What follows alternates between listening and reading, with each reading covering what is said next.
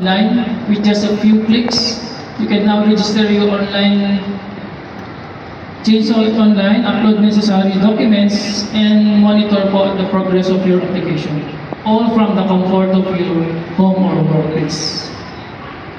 This shift to the digital aims not to just reduce paperwork and queuing times, but also to strengthen our efforts in monitoring chainsaw ownership and usage in line with our station. Submit your requirements and receive updates.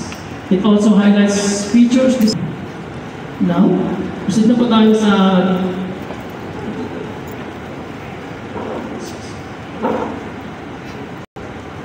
ito po yung pangalan ng ating online system, online chainsaw registration system. You can access our page at systemsr2.dnr.gov.ph/ocrs.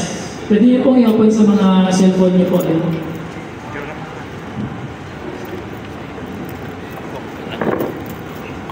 Or scan that QR code po para ma-redirect po kayo din sa page.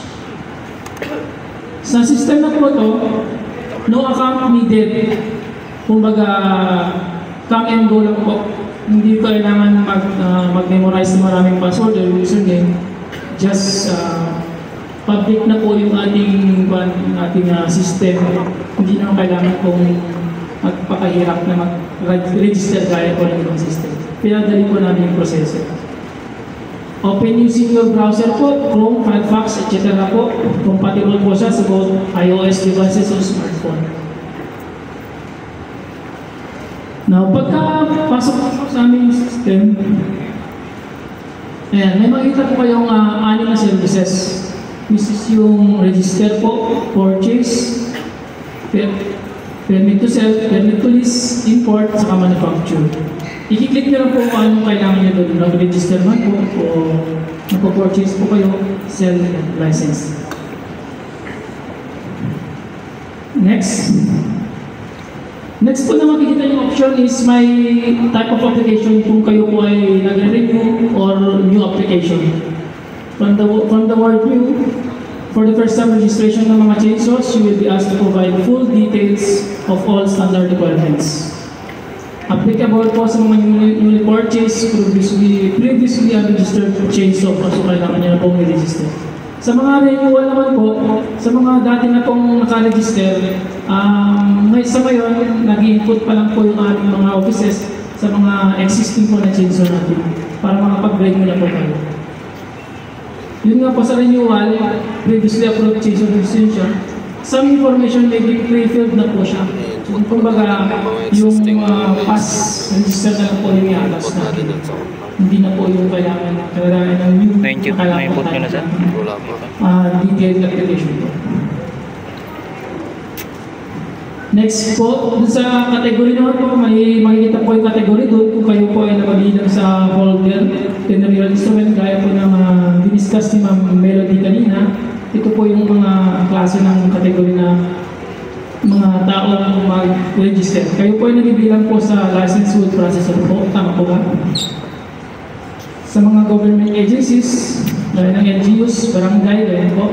Then sa mga ito po, other persons with satisfactory proof na sila ay kailangan gumamit ng chainsaw.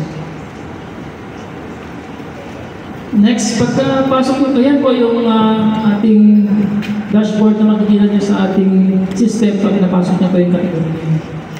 Madali na po siyang sundan. And then pagka-select niyo po niyan, ayan, mag-select lang po kayo kung saan niyo po gagamitin yung i-register yung chainsaw, kung saan probinsya at municipality. Sa province po ng Isabela, kompleto na po yung ating area of responsibility dyan. Lahat po ng sentro is ready na po. And then, automatic na po siyang mag-select kung sa central office ka mag-register ng mga chainsaw po. I-provide nyo lang po yung owner's personal details, fill out chainsaw information, state purpose, and place of operation. Meron lang po siya kasimple. Ayan po yung makikita sa dashboard nyo. Kung sa i-brush nyo po sa cellphone nyo, ayan po yung makikita nyo yung mga input sa loob po ng ating page.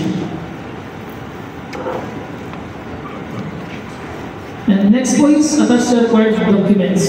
This is stage po. The system will prompt you to upload the necessary reporting documents based on your chosen service and application category. Kung ano po yung sinalagay nyo ng una, nag-iiba-iba po yung mga requirements yun according po sa options na select po.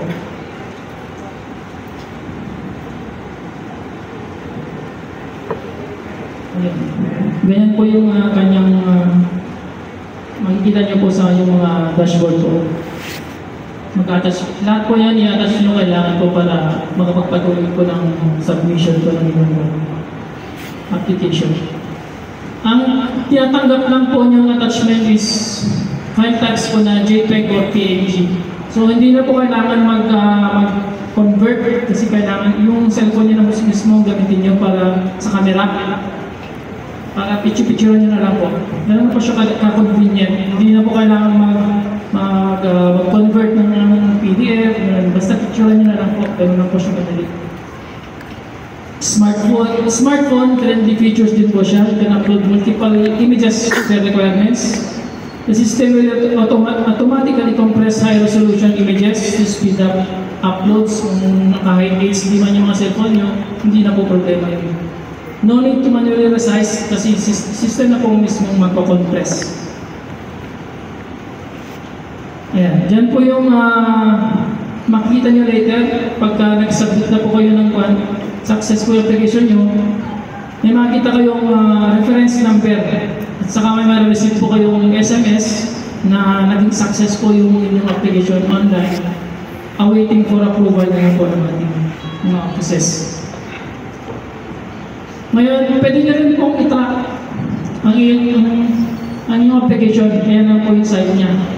Or i-scan nyo yung QR code na na-generate doon, i-redirect po kayo dun sa page na kailangan i-track.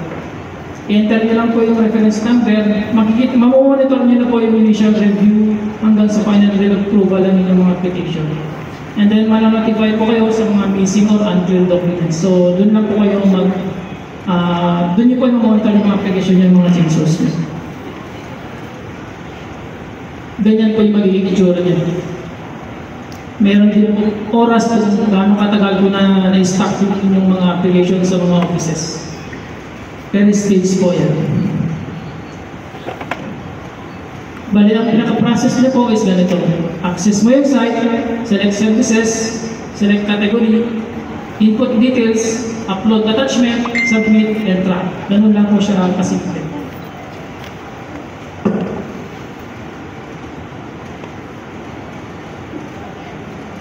Ayan po yung kanyang reminders po, no? Personal logins needed. So kung makakalimutin kayo, picturean nyo na lang po yung reference number. Yun na lang po yung gagamitin nyo para sa renewal nyo sa inyong application.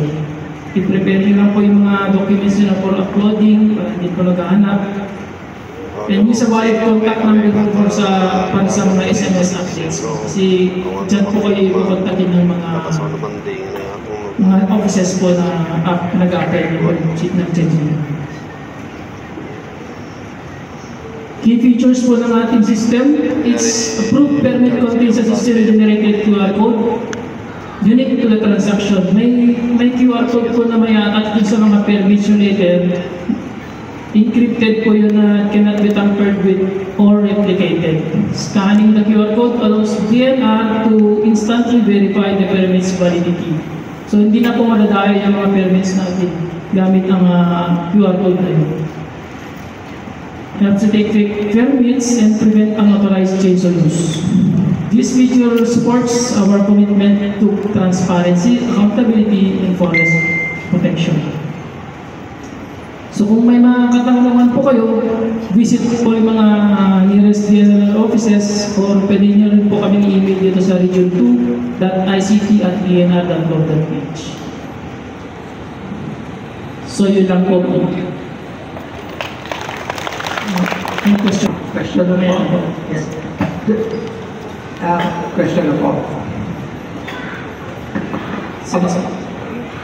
Yes. About dun sa requirement, Kasi di ba, pag naka-apply ka, tapos i-upload mo yung requirement, saan pwede makuha in advance kung ano yung mga requirement na kailangan?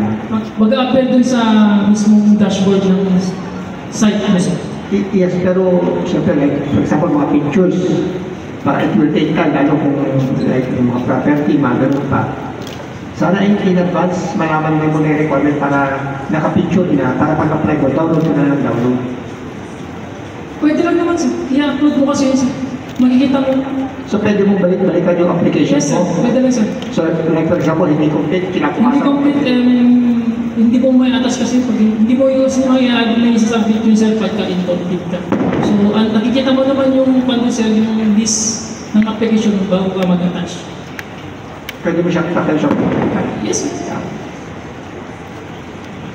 Thank you po. Jeff.